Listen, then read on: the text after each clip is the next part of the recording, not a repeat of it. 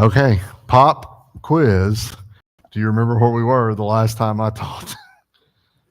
If you do, you're better than I am because I can't remember it all. So if I prepared this, it was too much happening. I had prepared it, and then a couple weeks ago it was tornado warnings, I think, right in the middle of church service. And then last week, the one of my tennis girls was successful in her first round, which was I was super proud of her. And then she played a second round at 5 o'clock, so it was a tough spot. But I was really happy for her to win, and I was really glad. But it kept me from here. So the last time that we were together. We were talking. It was last week of Jesus' life. You probably all remember. But tonight we are looking at, tonight's going to be the first of sort of two parts. We're going to call this Caiaphas and the Jewish trial. And then next week will be the Roman trial. I have hit on this a few times over the course of this study, but Rome ruled, if we want to use that term, where Jesus lived. Rome ruled as the governing body. When we think about the political aspect of it, Rome ruled. But Rome, it's not fair to say we're hands off, but Rome at least had a little bit of a live and let live idea that if you did what they asked of you, then you could carry on your religious beliefs and those kind of ideas, as long as you, as Jesus said, rendered unto Caesar that which was Caesar. And so tonight, we're going to be talking about the sort of religious trial, as it were, of Jesus. And so we're talking about Caiaphas, who's the high priest, and we've mentioned him before, and we'll be talking about that here this evening. A few things to start with. We'll jump in to the lesson a little bit afterwards, but the trial of Jesus here, which leads to his crucifixion, which leads to his resurrection, which we'll see in a few weeks. But it sort of it marks a special point here where Jesus has always been this preacher, this teacher, this itinerant speaker, if we want to use that word, roaming to and fro. He had, I think the best way you could describe it is sort of skirted the legal system. I don't mean he was doing anything illegal, but he started out as a nobody. He becomes something of a viewed threat. But now we see Jesus being arrested. And that was actually the last lesson that we had discussed. But Jesus becomes a state problem at this point. And so his situation changes drastically right here. The trial will be important historically because we're going to be looking tonight, in the next 2 weeks, we're going to be looking at the judicial tradition of the Jews and of Rome. If you have any knowledge of our legal system, you will be very familiar with a lot of the things that come across. If you have been to court, if you've worked in the court, if you've watched an episode of Judge Judy, you will probably, or maybe Judge Wapner, or however far back we want to go on this, you may be familiar with some of the things that are going to be presented right here. This is what we were talking about a second ago. Rome allowed conquered nations to retain and practice their own laws if they were harmonious with that of with Roman sovereignty. Essentially, they were allowing you to sort of run your own state, but it had to be, you could not have a law that would go against Rome. And so in Jesus's trial here, we're going to see a little bit of an example of both the Jewish and the Roman processes. Tonight, we're going to focus on Jewish law. And Jewish law was very much part of the religion. How do we refer to the Old Testament, and especially the first 5 books of the Old Testament, even today? Books of the law. We refer to it as the Old Law, right? It is a law book. We never refer to the New Testament as the New Law. Now, we make reference to it. We usually use the word covenant more than law, but we almost always will refer to the Old Testament. In the first 5 books, the Torah, we refer to that as the old law. In fact, if you want to bog down on some law tonight, you can go to Numbers and Leviticus, and you can read a lot of that old law that was there. So that was part of their religion. Deuteronomy 19 and verse 15 says, "One witness shall not rise against the man concerning any iniquity, sin, crime, or any sin that he commits. By the mouth of 2 or 3 witnesses, the matter shall be established." That's a legal precedent that said one person cannot be justified as saying he has done this wrong. We had to have multiple witnesses to that. We're going to see a little bit of that here this evening. It was administered by a large body of men. You may remember back several weeks ago, we talked about the Sanhedrin and the 71 members of the Sanhedrin. There's a lot here. I don't need you to, get overburdened with this, but there's a few things that I want to mention, and I want you to tell me, does this sound familiar as an American today? All right. So to start with, in criminal trials, when the offense was punishable by death, there were strict procedures that were to be followed. So here's some examples of procedures that they had to follow. Number 1, the trial was to be held during the day, and if it was not completed before night, then it had to be adjourned and resumed the next day. We have that if you've ever served jury duty. If you don't get done, they'll send you home or they'll adjourn and say, you come back, you got to do it again tomorrow. Now, think about this. Let's look at that first one again. Think about it in the Jewish sense, but also think about it in today's sense. Why does the jury, if we can't solve this issue, why do they say, let's stop and come back and do it again tomorrow? So that you can be refreshed. After you've sat there for all day, you're going to have a hard time. You're starting to kind of lose interest, and you're forgetting what you've heard. Well, the same thing there. It's just a pretty good rule. I don't really know what night means right here. I don't know what constituted night. I don't know if this is the 6th hour or the 9th hour, however they would have described it. But they had a precedent, a rule that was set so that when the trial, if it wasn't solved in the first day, you come back and do it again. Number 2, 23 members had to be present to render a verdict. So of the Sanhedrin, of the 71 people, 23 people had to be present. I'm uttering words here that I'm getting out of whack. That is 32%. We use the word quorum today. You know what a quorum is in a meeting?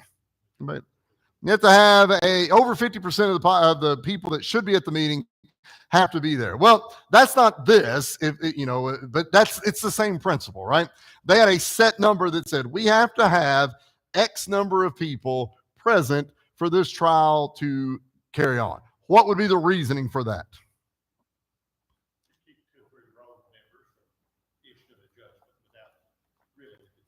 Absolutely.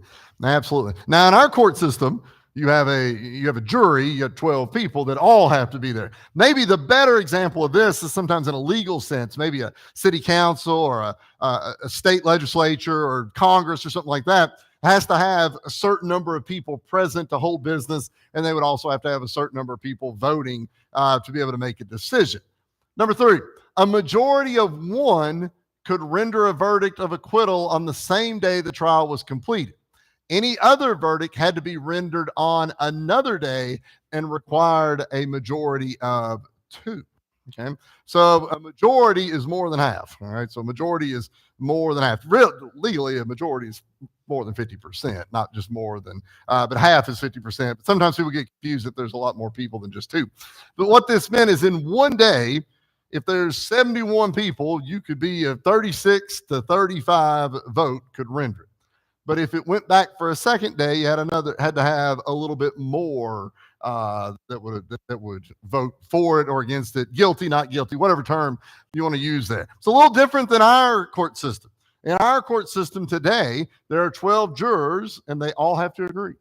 Okay? It cannot be 11 to 1 or 10 to 2. It has to be 12 to 0. This one, you just needed a majority. The best example for that in our country is the Supreme Court. The Supreme Court of the United States has 9 justices. A simple majority makes a decision at the Supreme Court, 5-4, 6-3, 9-0, whatever it would be. Number 4, no person could be convicted on his own testimony. We have that in the U.S. I'll quiz you right now. What amendment in the United States Constitution says this exact same thing? The Fifth Amendment to the Constitution. You've heard people say, I plead the Fifth, right? Most of the time they don't want to tell you what's happening right there. But you do not have to tell on yourself. You have to be, the court system says that you have to be proven guilty by the testimony of others. You're allowed to speak in court, but you do not have to.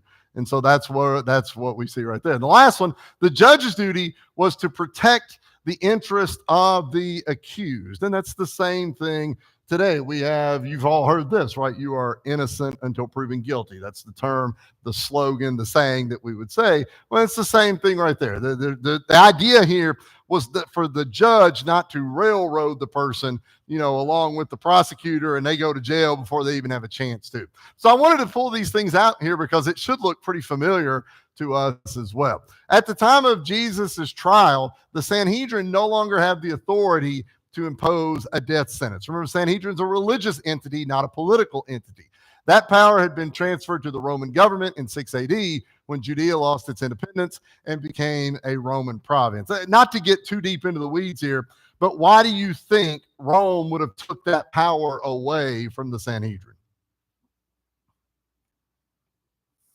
Well, they might could have levied it against some of the Roman officials. Could have. That's possible. What else?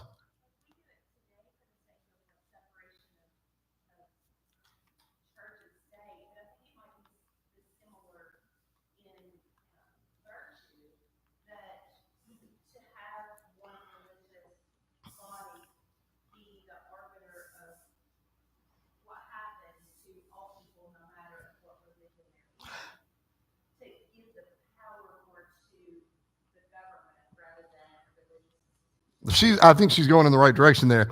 The Sanhedrin didn't have any power to judge anybody who was not Jewish.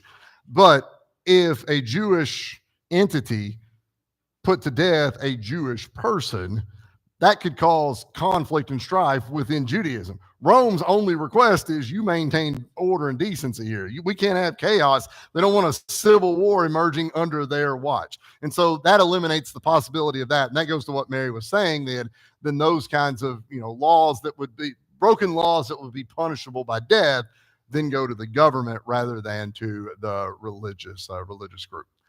All right.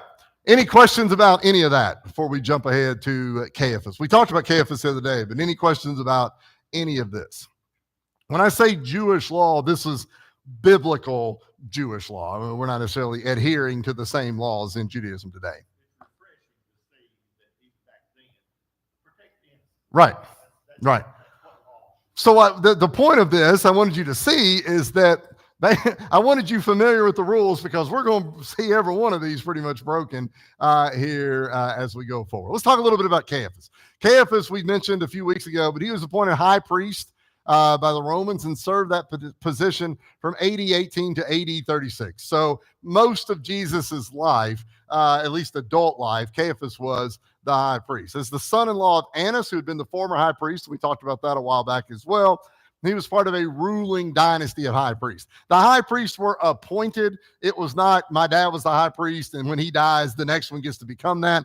But it sort of stayed in that same vein. It's in many ways the way we think about politics today, where John Adams was president and his son was also president, or Steve Bashir was governor and his son was governor as well. It kind of runs in the family sometimes, and that's what we have right here. 2 days before Passover, the Sanhedrin had assembled at the palace of Caiaphas and conspired to take Jesus secretly and to kill him. We talked about this a bit, but the idea was that this Jesus character was too much trouble.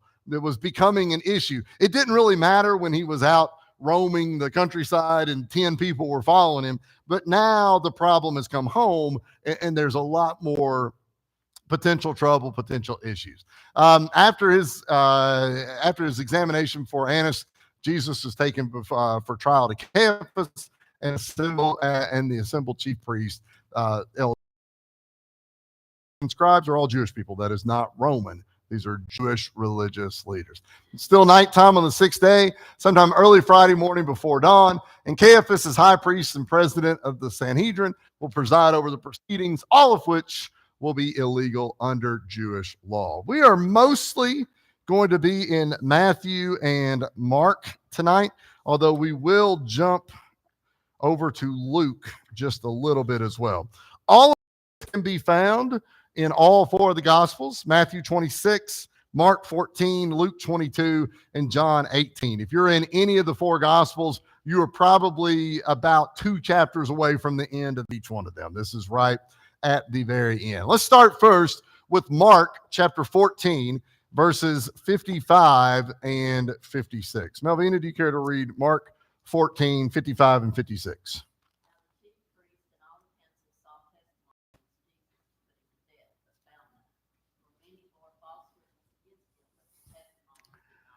All right, so let's talk a little bit about this trial. And I've tried to set the stage that this would be an illegal trial. It was a Jewish trial, but the concept of trial still exists. Okay, so whatever you think about trial that we've seen on TV, or if you've ever had to go to court, the same thing sort of exists here. So when we think about what a trial is, that's what's happening right here. With Caiaphas presiding, the whole council assembles and sought witnesses for what purpose in verse 55? What were they seeking out here? All right. So they sought testimony, or they sought witnesses against Jesus to put him to death. Okay.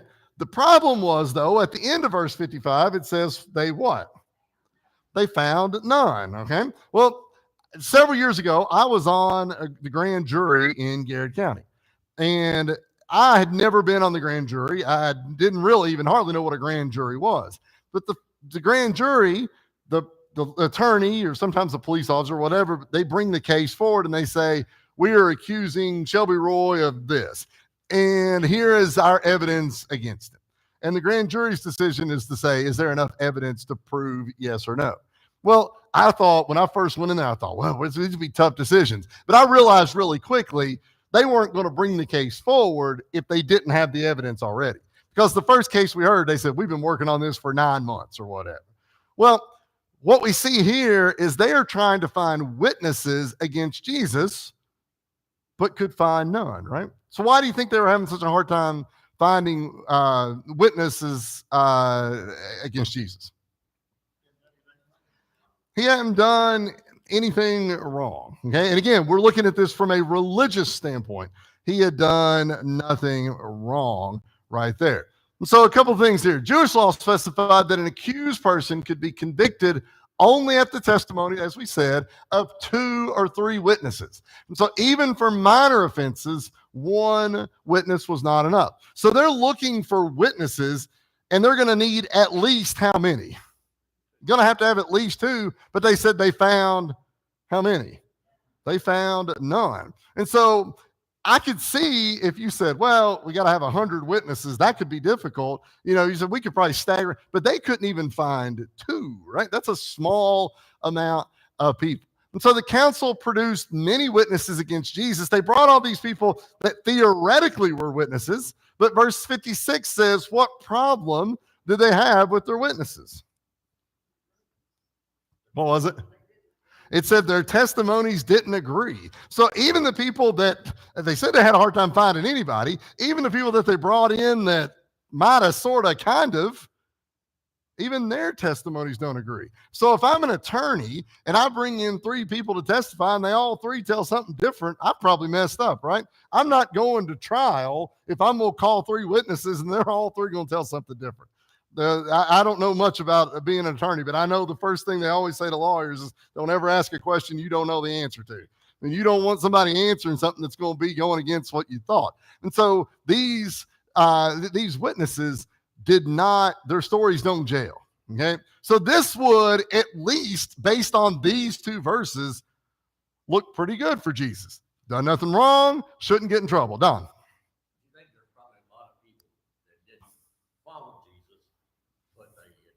Going on and everything, and you know how it's something get in your mind. I'm not going to testify against that guy. Sure. Yeah, I've heard that he healed so-and-so down the road or whatever. Absolutely. Other thoughts on that? So let's jump to Matthew, or jump backwards, I guess. Matthew chapter 26.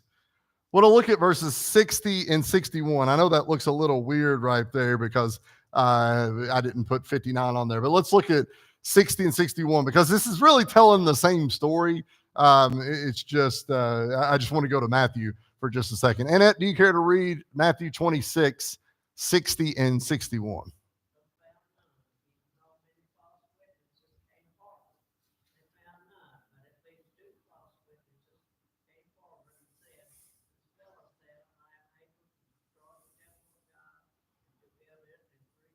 Okay. So as we read in Mark, Matthew says the same thing. They've got false witnesses. Obviously, these are the false witnesses are people just telling straight lies, but they're wanting to be in the good graces of the Sanhedrin, or they're wanting to, 15 minutes of fame, if we want to use a term that we would maybe use today. But they're finding none. But at least two witnesses, and that was the magic number, right? They come forward and they said, this guy said, I'm able to destroy the temple of God and build it in 3 days. Okay, so that might be enough, right? That sounds at least destruction of property. That's probably heresy. I get, you could find a way to maybe make that work. This is a misquote of Jesus from John chapter 2, verses 19 through 21. When Jesus had cleansed the temple of the merchandisers and the money changers. You can flip over to John chapter 2, verses 19 through 21, but it's right here as well. Jesus answered and said to them, destroy this temple, and in 3 days I will raise it up. Okay? Just look at that right there. This sounds like carpentry work, masonry work, but that's not what this is, right? Then the Jews said, it's taken 46 years to build this temple, and will you raise it up in 3 days? Valid question, right? If it took 46 years to build something and we tear it down, can we build it back up in 3 days? We're thinking about this building. If this building is tore down tonight, can we build it back by Sunday? Not realistically, right? Probably can't happen. But he was speaking of the temple of his body, right? He's not talking about that temple there in Jerusalem. But this is John chapter 2. This is way early, and there's some confusion. But there's people that remembered, because this is John chapter 2, and tonight we're John chapter 18. People remembered this. I had a person tell me one time that they were going to live to be 200 years old. Yeah. And I did not for 1 minute think they needed to be put to death or saying something like that. I just thought they're kind of could. Right. And that's what I think I would have thought when Jesus said I could build this temple back then. I thought, that guy's a little off. Have no idea when that happened, but you still remember it. And that's part of, it probably wasn't hard to have a couple people come back and say, wait a minute, this is the guy. He did say that time. He's going to tear this down and build it back up in 3 days. All right, let's jump back to Mark chapter 14 again. Mark chapter 14. We're going to look at verses 57 through 65, but I've broken them down a little bit here as we went. Will, do you care to read these first few verses here?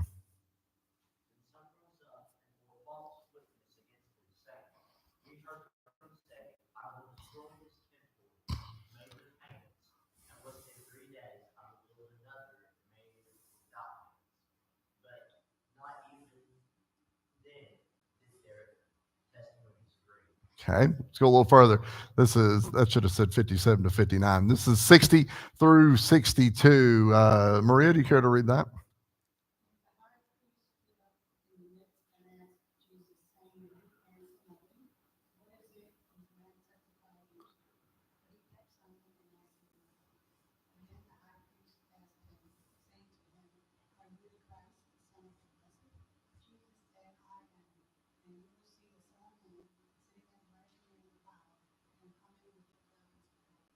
Okay, 63 to 65, Mom.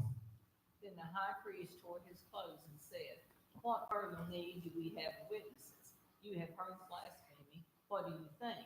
And they all condemned him to be deserving of death. Then some began to spit on him. and to blindfold him, and to beat him, and to say to him, prophecy. And the officers struck him with the palms of their hands. Okay, so stay in your Bible, Mark 14, 57 through 65, because that's where a lot of these questions will come from. To start with, though, even those that were testifying, even those that we said a minute ago said, this man said they're going to tear down the city, tear down the temple, build it back in 3 days. They didn't satisfy the court because even those witnesses did not what?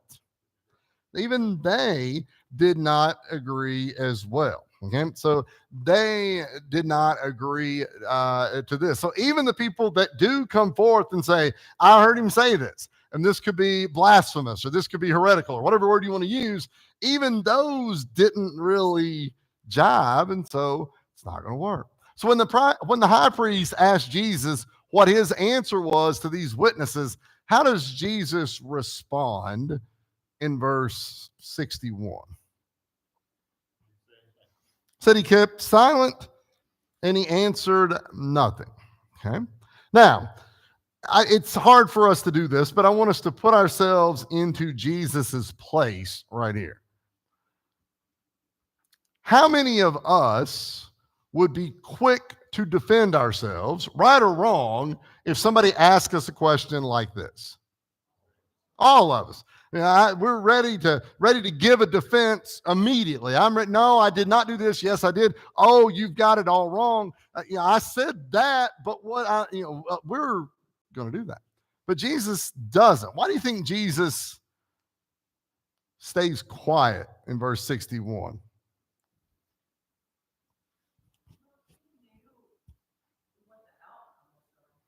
Right?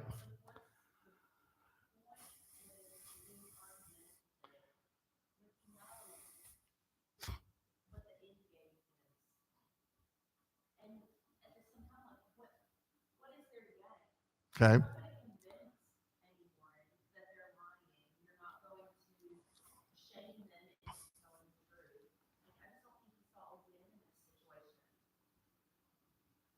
There's a tendency too, if you're absolutely sure and you know the truth, you hear all the junk, which you do maybe keep silent, Mm-hmm. Any others? So Caiaphas asks this question illegally. No witness could be compelled to testify against himself. I guess I say asked illegally. He could ask it, but Jesus didn't have to give an answer based on what we saw. Caiaphas, as head of the court, had placed Jesus under oath, thus making it a violation of the law of Moses to conceal the truth. Jesus, therefore, is forced to confess that he was the Son of God and be condemned for blasphemy, or be silent and be in violation of the law of Moses. This is what's called a catch-22. It wasn't called that then, but it's called that now. And essentially, and that didn't show up very good at all, but it is a dilemma or a difficult circumstance from which there is no escape because of mutually conflicting or dependent conditions. Right? That's a lot of Webster's Dictionary legalese that simply says if I answer one way, I'm in trouble, and if I answer another way, I'm in trouble. There's no right answer for what I shouldn't say there's no right answer, but there's no answer that doesn't get him in trouble. We'll put it that way. And so he's faced with a really difficult spot right here. So Mary, I think that's what you said, although I don't know if you were going the same direction that I was, but there was no real way of being cleared of this based on the question that had been presented. So what answer then does Jesus give in Mark 14 and verse 62? Notice he does speak here because he's been put under oath here. So in 62, what does Jesus say? So I am, and you will see the Son of Man sitting at the right hand of power and coming with the clouds of heaven. This I am is the reference that's used in the Old Testament, in the Old Law. But he says even more so than just I am, right? He kind of speaks to power there just a little bit. But what Jesus does here is what we see in this next question. How does the high priest react? There's two questions here. Look at the first part first. How does the high priest react to what Jesus says in verse 63? Tore his clothes, said what? All right. He said, we don't need no other witnesses. Verse 63 says we don't need any other witnesses, because 64 says what? What does it say? What's the high priest is still talking in verse 64. What does he say? He said, we don't need any other witnesses. We've heard the blasphemy. So whenever Jesus is testifying here, which he didn't have to do, they put him under oath illegally, and they ask him a question. He was compelled to speak, and he does speak, and they say, all right, well, here you go. He has answered. He says, I am. He is essentially saying he is God. That is a blasphemous statement. We don't need to hear anything else. Trial's over. If the man at the courthouse is put on trial for murder and he stands up and says, I did it, trial's up there. That's pretty much got it all covered right there. And so they said, the high priest says, you've admitted it. You've said it. We've been trying to find witnesses here and there. We don't need them anymore. We've got it right here. Mary.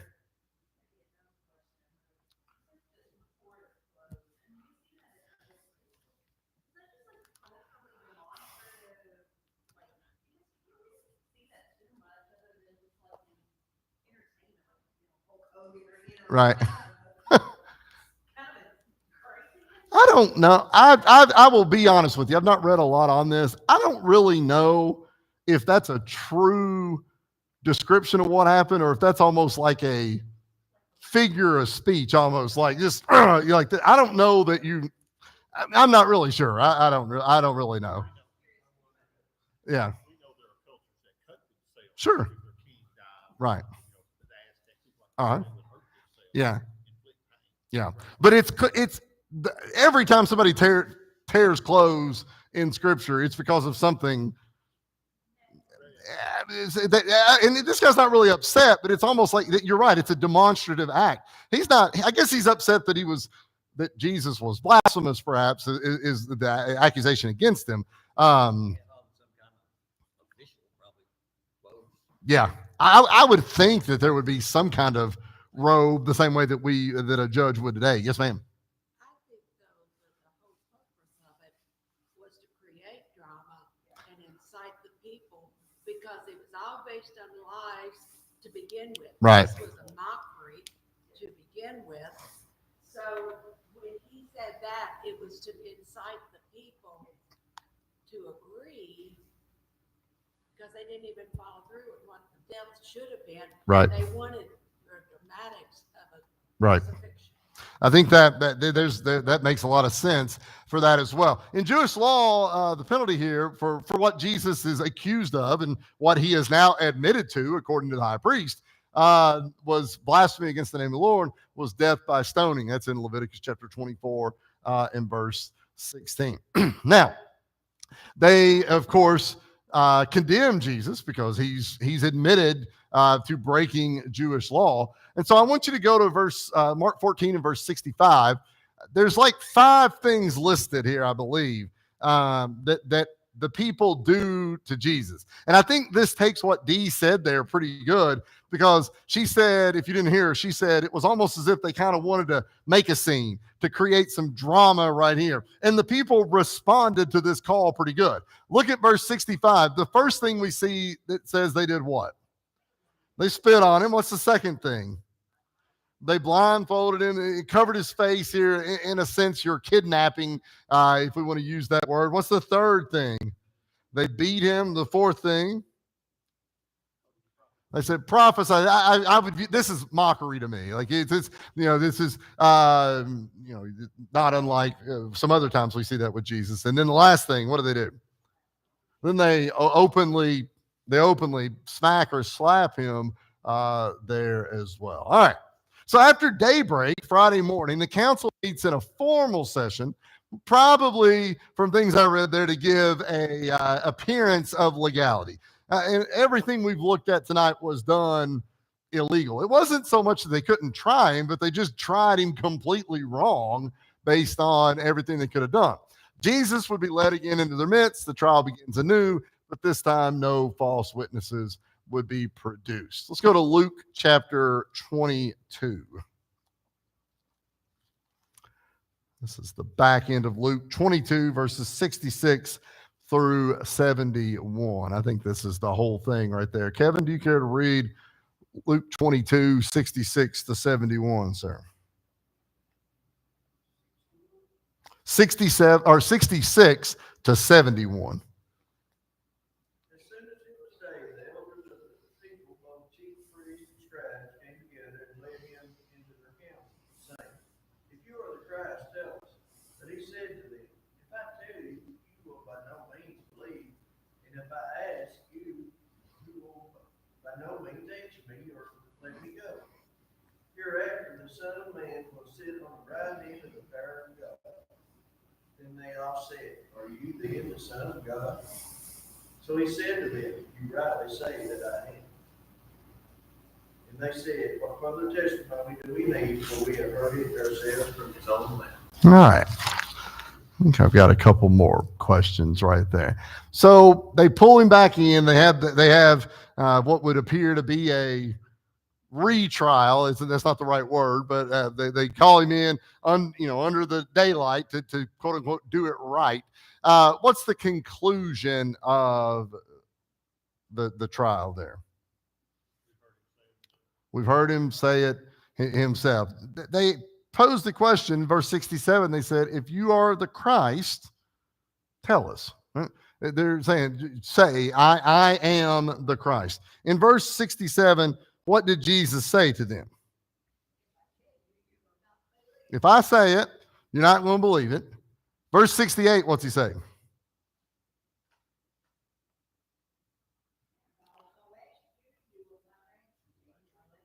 If I ask you, you're not going to answer me. You're not going to let me go. In verse 69, he says what?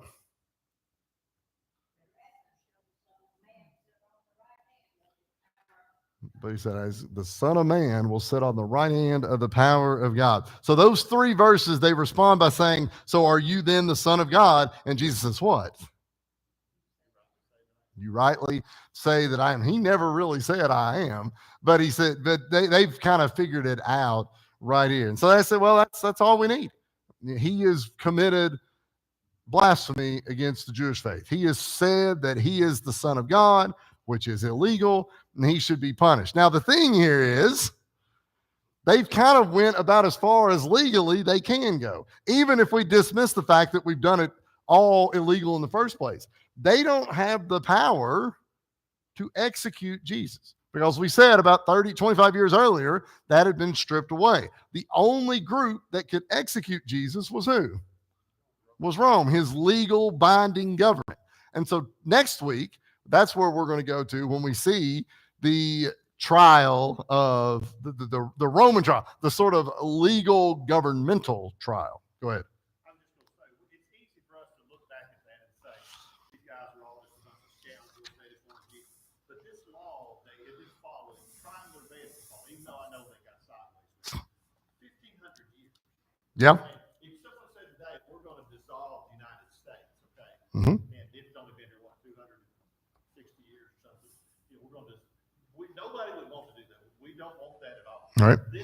Their whole world is going to be dissolved by this guy that looks to be like just a regular poor, nutty guy. Right. That's claiming to be God, God's son. And I can see how they would have trouble with that. We don't like to change. They didn't want to change. Right. Our people come after us don't want to change. We don't really see it here in the scripture, but I think common sense would tell us it's been tried for blasphemy in the Jewish court. I'm sure this has happened numerous times by people. I mean, we know that there were false messiahs. The Bible talks of that had come prior to, and so this was not. This was maybe somebody who seems to be a little bit more than some others, has maybe a little greater following or whatever, but it's not so much that they can't say, well, we'll shut this down because he's just like the other 10 that had come before him. There had to be an unusual atmosphere of his injury, his sleep. Everything is so calculated on his part. Right. Everything happened according to his will. And, you know, if you're trying to deal with that as a separate group, that had to stand out some way, you know? Yep. Other questions, thoughts? Thank you much.